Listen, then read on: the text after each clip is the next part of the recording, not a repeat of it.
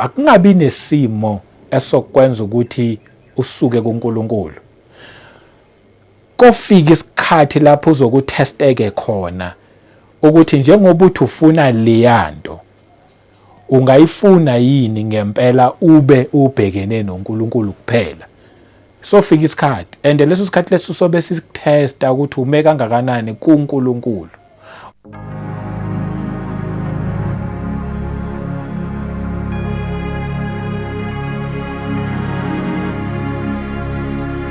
Welcome once again kuKota2 Media. Igama lami ngumduduzi ngwakaShabangu. Asibingelele umoya ongcwele khona phakathi kwethu, sibonge presence yakhe. Uyohlala esipha amandla nje sisiza kukho konke kuze sikwazi ukuqhubekana lo msebenzi. Ngiyanibonga nje, ngiyanibingelela nani bazalwane kwizindawo zonke. Siyabonga inkosi sanigcinile, sibonga nje sihlangana sizokhuluma indaba ezimnandi la eyithinta umuntu kanye noNkulunkulu. Koqalayo ukuhlana nale channel ngizothi siyakwamukela. Awulahlekanga, usendaweni eright impela, usekhaya elihle. Akukho kuningi nje umuntu kuphela noNkulunkulu, ilokho nje okuhlanganisayo lapha, sisizana, sikhulisana, sibonisana ngezwi okuyilona nje lisiza konke. Ngiyabonga abazalwane kuningi enikwenzayo nje ikusupporta. Ongaka-subscribe asubscribe.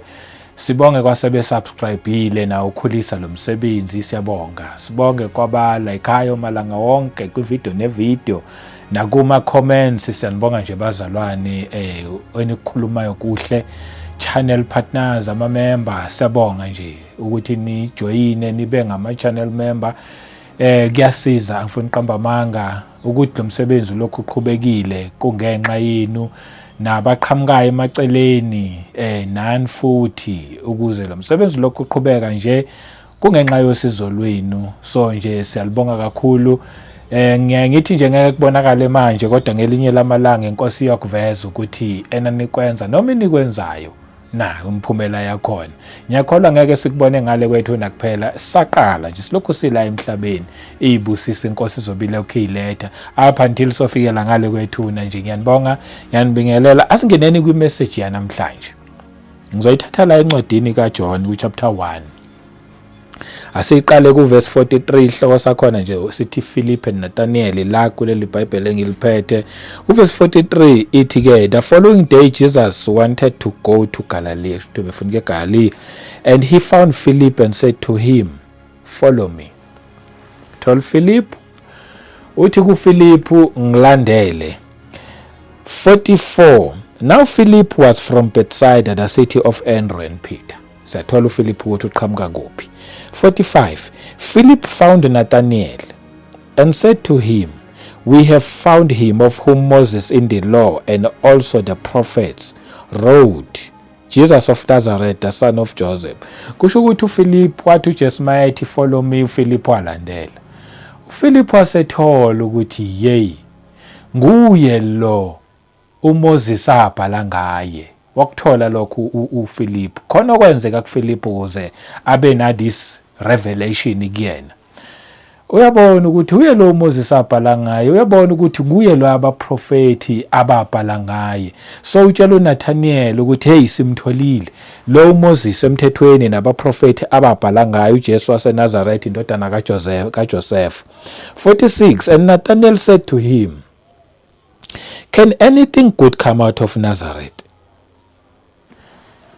Kusho Nathaniel uyezwa ukuthi uyayichaza lento ayichazayo uPhilip, ulalela uNathaniel, uzwa lobo buhle obuchazwa nguPhilip. Useyabuza khona okuhle kodwa kungaqhamuka eNazareth, because masifunda nje noma ngayigugula le ndawo kuthola kuthiwa iNazareth kwakuyindawo nje eyayidelelekile ngaleso sikhathi. Kwakuyidolobhanyana elincane, just nje small town, futhi edelelekile nje, like indawo ngeke ucabanga ukuthi khona okuhle okungaqhamuka khona. Ingakho ebuza ukuthi khona okuhle okungaqhamuka eNazareth, ngoba usezwile ngalo Jesu okuthiwa usetholakele lo impela uMoses abhala ngaye nabaprofeti nabo bakhuluma ngaye. Khona okuhle okungaqhamuka eNazareth. Angizothi mina kuwe mhlambe nawe uqhamuka kwidolobhanyana elincane, mhlambe uqhamuka endaweni nje encane, uyifanela nami nje ngomduduzi kanje. uyiqhamukela endawana neni encane edelelekile emakhaya somewhere. Ngizothi mina noma ngabe uqhamuka kuleyo ndawo, uNkulunkulu uyayisebenzisa izindawo ezincane nezidelelekile. Uma ngabe wakwazi ukusebenzisa lelo dolobha elincane, leyo ndawanyana encane ekuthiwa iNazareth, wathatha uJesu wambeka khona, okusho ukuthi ngempela uNkulunkulu uyayisebenzisa izindawo ezincane nezidelelekile, futhi engathi kaningi izona izindawo ayisebenzisayo since impela ngindawo kuJesu kuza kuthi engathi izona izindawo nje lokho okubukeleke phansi, akubona lokho ongeke nje uzukucabangela ukuthi khona okuhle okungavela la. Yabo lokho kudelelekile lokho uNkulunkulu ikhona kusebenzisayo. Ngizothi mina nakuwena ungazibukeli phansi, uzungalinge nangelilodwa ilanga uzibukele phansi because of indawo oqhamuka kuyo, because of ikhaya oqhamuka kulona, because of wena mawuyibuka uzero. Ungayibukeli phansi. Well, ungayibuka ngaleyo ndlela but ungayibukeli phansi. uNkulunkulu uyakwazi ukusebenzisa inoma ngabe ubani, uyakwazi ukusebenzisa izindawo ezidelelekile. Uma ngabe wakwazi ukusebenzisa indawo ezidelelekile, wasefaka uJesu endaweni ezidelelekile. Uyabona kusho ukuthi noJesu ngoba wayesendaweni ezidelelekile, mina ngwena wayedelelekile kahle kahle. Uma ngifunda la, ngoba wayengeke aqhamuke endaweni ezidelelekile aphinde angadeleleki. Ke count nokuthi uqhamuka kuphi. Yabona abantu abaqhamuke endaweni eziright ezivelele ezinhle, amakhaya rich, naye lowo muntu automatically uvela hlonipheke, noma ngabe akaza akhulume lutho, noma ngathi mayithi yakhuluma nje umbhedo, because of uqhamuka kwikhaya yabona elihloniphekile uvela hlonipheke. Meaning noJesu ngoba waqhamuka endaweni edelelekile, kusho ukuthi naye wayedelelekile.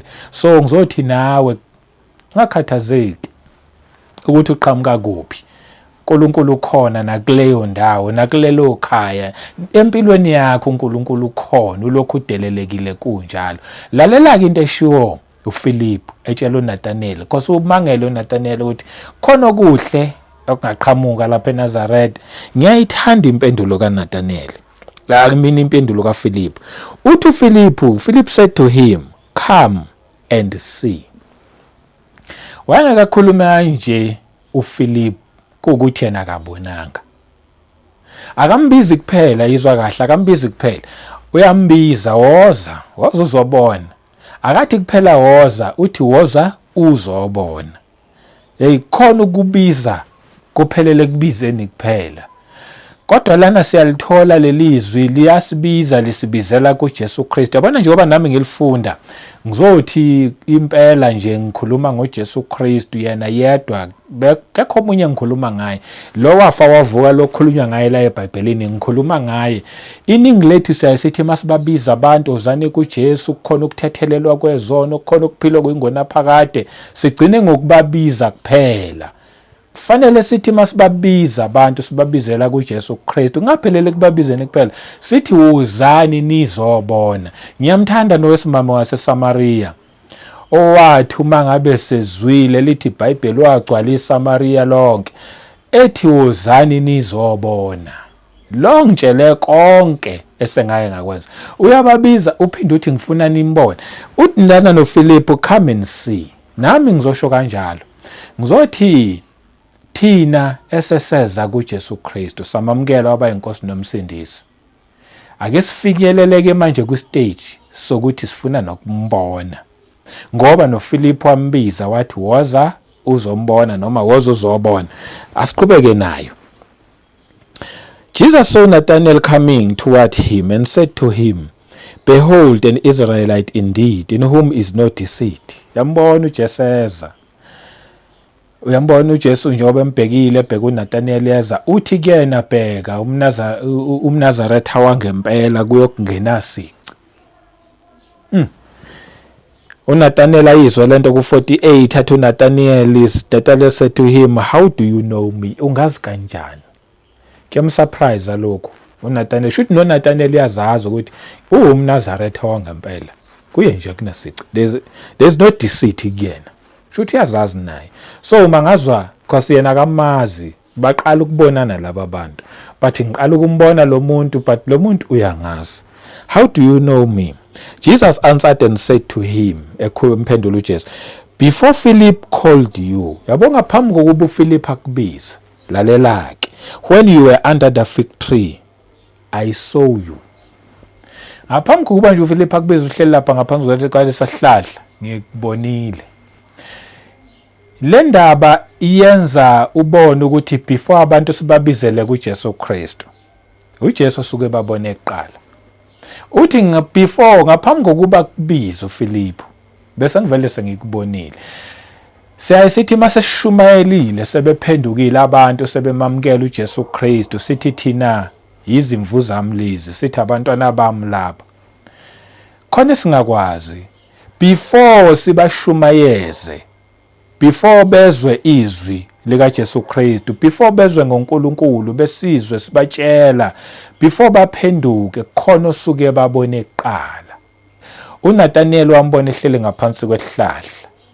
Abanye nabanye ababizwayo namhlanje usuke babone eqala lapha abasuke bekade bekhona, bese behamba bahlangane nezwi along the way khona babone eqala and esathola ukuthi nguJesu Kristu. Bese mabehlangana nezwi bese beyaphenduka, bese thina sicabanga ukuthi sisebenzile amandla ethu. Ngokweqiniso kahle nje kumele nje ngempela mangabethi uNkulunkulu udumo mina ngeke ngize ngilishare nomuntu. Uqinisile ngempela ngoba ayikho thina into esiyenzayo. Ngokweqiniso asenzi lutho. uNkulunkulu oyibonela abantu bakhe somewhere beyihlalele lapha abahleli khona. uNkulunkulu obathintayo ukuthi uma ngabe mina sengiqhamuka sengishumayela sebephenduka bese nabo beyaphenduka, kusuke kungesimi, kusuke nje kuuNkulunkulu. Kuyacaca ukuthi namazwi engisuke ngiwakhuluma ngaleso sikhathi ngishumayela ngenza konke until umuntu aphenduke, ngempela kusuke ngisona even namazwi ami. Futhi siyazi ke thina ukuthi suke kuuMoya osuke ekhuluma, kuphela uNkulunkulu usebenzisa umuntu ukukhuluma nomuntu. Lokho nje kukodwa kufanele kusenze nje sithobeke mani, kuphela impakamo kuthina, kuphele ukuyibona engazathi singcono, kuphela ukuyibona engazathi kukhona okukhulu esikwenzayo. Kumele nje kuphela izinto eziningi. Ngani? Ngoba kuyacaca ukuthi khona behind osuke enza izinto. Uthi ngaphambi kokuba akubize bese ngivele sengikubonile. Ithi ku49, Nathanael answered and said to him, Rabbi, you are the Son of God. You are the King of Israel. Uthi mfundisi, uyindodana kaNkulunkulu. Kushuthi ngalokho okukhulunywa nguJesu Kristu kunezinto ezambukelayo, ziyambuleka manje. Kuvela ama-revelation la kuNathanael. Ingakho esethi uyindodana kaNkulunkulu wena. Ingakho ethi uma ngabe eqhubeka uthi ngempela uyinkosi yakwa-Israyeli. Kwambulekile kubani? kuNathanael. Ithi kuma ngabe ufunda kuverse 50, Jesus answered and said to him, because I said to you I saw you under the fig tree, do you believe? Njoba ngithi nje ngikubonile uhlele ngaphansi kwesihlahla lapha yana somkhiwane, I believe ifig tree umkhiwane, uyakholwa? Uthi you will see greater things than this, kusho uJesu Kristu kumuntu okholwayo. Obviously kusho ukuthi uNathanael wakholwa, futhi wakholwa ngempela, wayewumNazaretha, kuyo kungena nkohliso.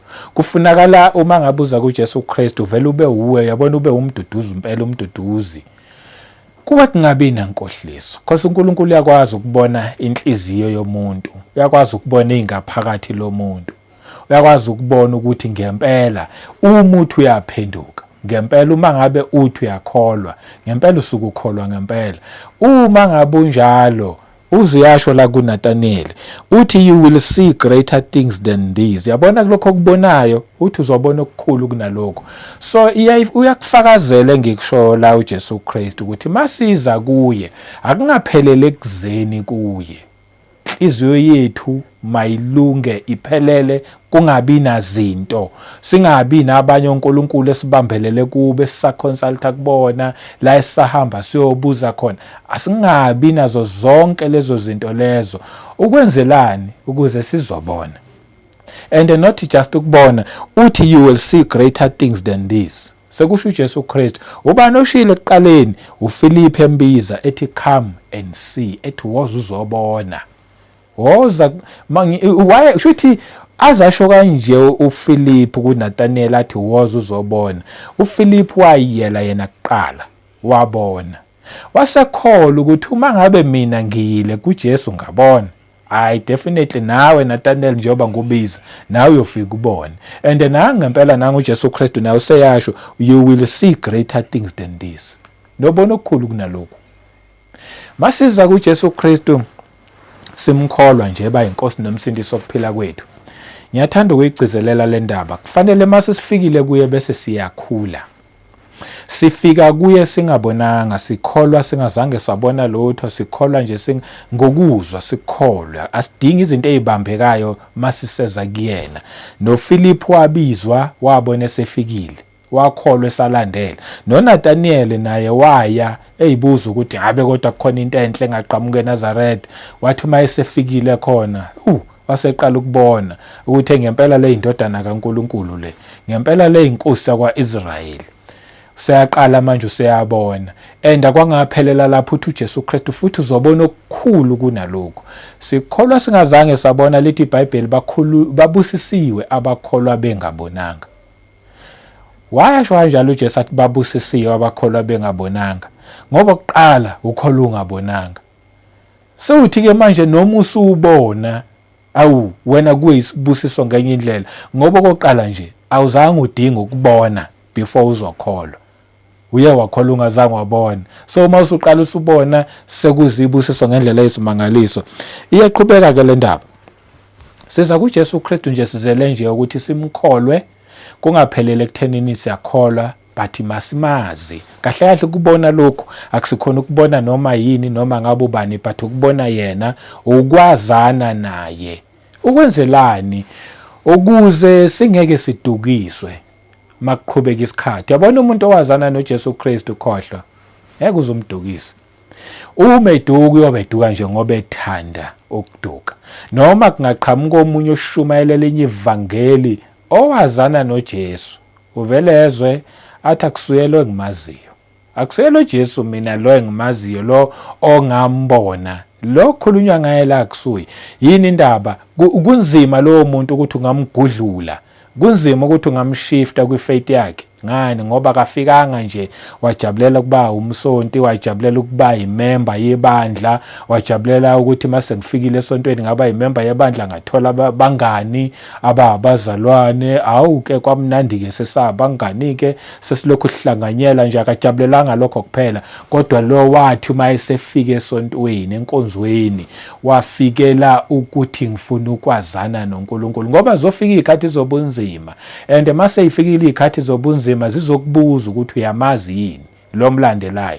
Uma ngabe izikhathi zobunzima zizokufica ungamazi lo mlandelayo, kulula ukulandela noma ngabe yini la kuthiwa khona mana ume kancane noNkulunkulu uyasizwa. Nalo lunye usizo lapha, koba lula nawe ukuthi ugijime kulolo sizo thinking ukuthi uNkulunkulu uyasizwa kanti akasizwa kuNkulunkulu. uNkulunkulu uzenzela yena yonke into. But kumuntu owazana noNkulunkulu uyazi ukuthi asikho isidingo sokuthi ngilo ngiyale. Izimo noma zingaba nzima kangakanani, uthi ngiyamazi umhlengi wami uyaphila. Uyama. Fane noJobe. uJobe wazwama kangaka njengoba uziyasho na ngiyamazi umhlengi wami uyaphila. Ukumazi kuyasiza ngendlela eyisimangaliso. Engathi singafinyelela ekuthenini sifuna ukumazi. Yebo siyamkholwa, kodwa sifinyelela ekuthenini sifuna ukumazi. Asithi mase sifikile ebukhoneni bakhe bese sithi sifuna ukumazi. Lokho kosisiza eyintweni eyiningi ngendlela eyisimangaliso. Ithi-ke kuverse 51, and he said to him, uJesu eqhubeka, most assuredly, nasi isiqinisekiso amtshela sona, I say to you, hereafter you will see heaven open. Zobona izulu livulekile. Omunye umuntu angathi phela lokho kaNathaniel yena yedwa. No. Okwawo wonke umuntu okholwayo. Okwawo wonke nje umuntu ofuna uNkulunkulu ngeqiniso. Iqhubeke ithi, and the angels of God ascending and descending upon the Son of Man. Sobona nezingilosi zikaNkulunkulu zehla zenyuka phambi kwendodana kaNkulunkulu, phambi kwendodana yomuntu. Ngifuna ukupha futhi nalobu bufakazi senze ngikhuluma le ndaba le eyokuthi akusiyena uNathaniel kuphela. And uma ngabe kuukuthi lobu bufakazi nakumina benzeka, kusho ukuthi akusimina futhi nami kuphela. wonke nje umuntu ofuna ukumbona nomuntu ofuna ukwazi kungenzeka kuyena. It was 2006, sekuneminyaka impela, 2006. Ngathi uma ngabe ngibona kwakuyiphupho-ke, kwakuwumbono, yiphupho but laluwumbono. Uyafika kumina, uma ngabe efika kumina uJesu Kristu ngaleso sikhathi uthi kumina sambe, hayi sisukume ngempela futhi sihambe. Masifika kule ndawo sifika kuyona igate likhulu. Ngeke ngisho ukuthi lalilihle noma lalinjani, but what I've noticed ukuthi likhulu futhi gadiwe kulela gate esafika kulona. Bese thi kumina linda la ngaphandle. Ngihlaleke ngilindeke la ngaphandle, salindile lapha ngaphandle yena angene. Athi ngiyokulungisela ngaphakathi angene ahambe. After some time aphinda abuye futhi. Uma ungangibuza ukuthi waye umuntu onjani, mina ngayibonela umuntu ofana nami. Ilokho nje engakusho engakunotice. Ngabona umuntu ofana nami nje. Okhuluma futhi le language nami engiyikhuluma isiZulu. Kancane kancane bengena aphinda abuye azongibheka athi usase right. Ngithi mina hayi ngisase right, aphinda angena abuyele ngaphakathi. Kula uma ngabe lithi iBhayibheli nje ngempela he is a gentleman, ngayibona lapho ubugentleman bakhe. Ngilindile ngaphandle buya ngicheck ukuthi right, ngiphinde ngithi right aphinda abuyela angene ngaphakathi. I think lokho akwenza 2 or 3 times. Emveni kwalokho wasethi asingeneke manje, ayike ngavulelwa ke. Ayisangena lapha ngaphakathi. Masingena nje akuyona indawo futhi engingayazi mangabe sengena. Kube nendawo futhi nje onotshani obuhle nje obuhlaza. Ngiyayazi le ndawo, sihambe kuyona. Masihamba kule ndawo bese ethi kumina bheka lapha. Angibonise ngasempumalanga phezulu. Mangibuka lapha ngasempumalanga phezulu ngibona amabhola amhlophe amaningi. Yabo kuwamasekela all round kuwamabhola. But lamabhola amaningi ame odali. Nje angizange ngikhona ukucounta but kume odala uma ngabo ame awu 12 la 12 la 12 la into kanjalo kume nje kahle. Ngesikhathi ngibuka ngimangele ukuthi yini lokhuyana. Bese ngiqala ngiphakamisa izandla kanje ngithi mangibhekile. Mangiphakamisa izandla kulamabhola amahle lamasekela amhlophe kuphuma izinkanyezi eziningi zithi sa. Yabona izinkanyezi mazithi nje sa kuhle engathi ziyahlobisa zithi. Mina ngithi ngibukele ekudeni yonke lento engiyibukayo ile kude kuleli side lempumalanga. Uma ngiyibuka lezi zinkanyezi ezithi sa ngikhubekile ngiphakamisa isandla nginothisa ukuthi ezinye zazo lezi zinkanyezi ziyeza ngesipidi esiyisimangaliso like ziqhamuka kude but ngesipidi esiyisimangaliso sezela eduzane and manginothisa ngizibuka la eduzane zingelosi ziyandiza zinempiko zimhlophe zifake mangithi zimhlophe ngisho ukuthi zigqokiswe impahla ezimhlophe ziphinde zibuyele emuva futhi ngesinye isipidi zibuyele futhi zingene kulamabhola lezi kuphinde kube amabhola nje futhi kahle nje futhi kuthule kuthi sekehlisile izandla ngibuka lento ngiphinde futhi athi ngiphakamisa izandla ngithi mangiphakamisa izandla zithi ziphinde futhi zithi sabe sekuba nalezi eziwu2 kungathi zizinkanyezi ngoba ngibukele ekudeni but mase ziza sezila eduzane zingelosi kube nalezi eziwu2 ezifika nje zifike la phambi kwami la. Emveni kwalokho futhi zibuyele emuva futhi ngesinye isipidi zibuyele futhi zohlangana nje lento yenzakala quick ngendlela esimangaliso. Ngiphinde futhi okwesithathu hayi manje lento engiyenzayo isiyangijabulisa manje ngithi hayi angiphinde ngiyenze futhi ngiphakamisa izandla ngithi mangiphakamisa izandla zithi ziphinde futhi zithi same time lezi inkanyezi zizingelosi zize sezila same time la phambi kwami. Hey one ifike libela phambi kwami, eyi1 ifike ibela phezulu kwami, angiyiboni lela phezulu kwami but ngiyayibona lela phambi kwami inezimpiko imgqoke ezimhlophe. Manje nami sengifuna ukwenza lokho okwenziwa yile la phambi kwami. Isuke zindize futhi zibuyele emuva futhi zihambe. Ngakwaba nje kathathu emveni kwalokho akekho angitshela ukuthi ayike usubonile usungajika. Cha, mina nje ngavele ngayijikela mina nje right khona lapho ngavele ngajika kwaba ukuthi sengibuyele emuva futhi sengiyophuma ngegate mangiyophuma kanjalo kwaba ukuphaphama kwami. So ngifuna ukuthi lokho kwakhulunywa uJesu Kristu la etshela uNathaniel ethi uzoyibona ingilosi zehla zenyuka phambi kwendodana yomuntu. Indodana yomuntu iyabonakala, iyabonwa nezingelosi zakhe futhi umethanda uNkulunkulu uyazibona zehla zenyuka. Uma sekunjalo njengoba ngisho ngithi koba nzima kakhulu ukuthi umuntu akususe kuleyo uNkulunkulu loyo. That was 2006. Since lapho ngilokhu ngilishumayela leli ivangeli ngihambe ngibasherele even naseyitimeleni ukuthi uNkulunkulu wakwangivezela ukuthi abanye babengakukholwa, abanye ngangihamba nabo ngishumayela nabo bathule bangilalele, bathi abanye sebeqoqa bodwa-ke. Mase beqoqile bodwa abanye babo babuye bazongitshela ukuthi bebethini bona bodwa. Abanye babuye bangitshele bathi uzibani bathi wena uNkulunkulu uyokushaya ngalamanga uhlala waxoxa. Well kubuke ngazathi ngempela kungamanga, bathi akusiona amanga. Izinto lezi uNkulunkulu azenzayo. Nami ngizothi come and see. Ukhona uNkulunkulu. Likhona izulu lakhe. And lezi ingilosi mina engazibona ngizibonile zingiseva eindaweni eziningi. Enye yazo iaccident esake saba kuyo ngo2019. La khona 2 quantums amateksi ayegcwele ngapha nangapha, nami ngangilapho phakathi, ahlangana zaphela imoto zaphela. Ithe uma ngabe seyiphelile thina saqoqwa siyifamily kaShabangu ngapha kusegcwele lenye quantum, saqoqwa abanye estradini, abanye bangale kwestrada, abanye bangale kwestradi, sonke saphuma siphila lapha. Kekho noyedwa washona kuleya ngozi leyana. Well bakhona abalimala bathinteka lapha nalapha, but akekho washona. Kwathi noma sekufika ama-paramedics, azasho ama-paramedics ukuthi how come there's no one died in this such an accident?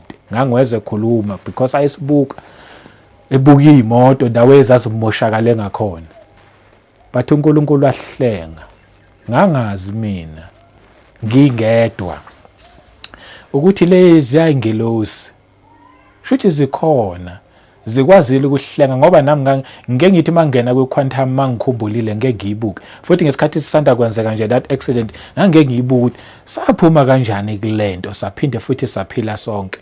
Futhi ke mina ke nje inkosi yangenzela umusa ngathinteka nje kancane nje, ngaphinde after some couple of weeks ngase ngiyiphilela. Ngizothi mina ukhona uNkulunkulu futhi uyayiletha even nane protection. uNkulunkulu nje weyimangaliso. Yingakho ngithi umuza kuye ungayi kwabanye uNkulunkulu, ungayi ezangomeni, ungayi kubathandazi, noma ungabhekana nanoma ngabe yini, akungabi nesimo esokwenza ukuthi usuke kuNkulunkulu. Kofika isikhathi lapho uzokuthesteke khona ukuthi njengoba uthi ufuna leyanto ungayifuna yini ngempela ube ubhekene noNkulunkulu kuphela. Sofika isikhathi and leso sikhathi leso sobe sikuthesta ukuthi ume kangakanani kuNkulunkulu. Uma ngaba umanga kahle uyogcina ukuthi phela leyanto ngeke mina ngize ngiyithole, okungcono angizame lezi indlela. Kanti sekufika isikhathi sokuthi ibona. Ngesikhathi uzama lezi indlela ivaleke yonke into yokuthi ubone. Who knows? Ngenza ukugcina futhi ungaphindanga wabona. Kodwa uma ngabe ungaba neqiniso kuNkulunkulu, uthi leyanto ngiyayithola noma ngaba ngiyitholi. Uma ngabe komele ngiye lapha emaceleni kwabanye uNkulunkulu angiyi. Ufuna ukukhonza lo uNkulunkulu kuphela. Lalela yokwenzela. Uthi mekhuluma noNathaniel uthi wena ungumNazaretha wangempela. Kuyokungena sici. Khona into eyambulekayo lapho ukuthi uNathaniel lokho ayekholulwa kukho wayeme nje kukhona. Ngizothi mina nawe kholwa kuJesu Kristu ume kukho, ungagxamalasi, ungami ngapha nangapha.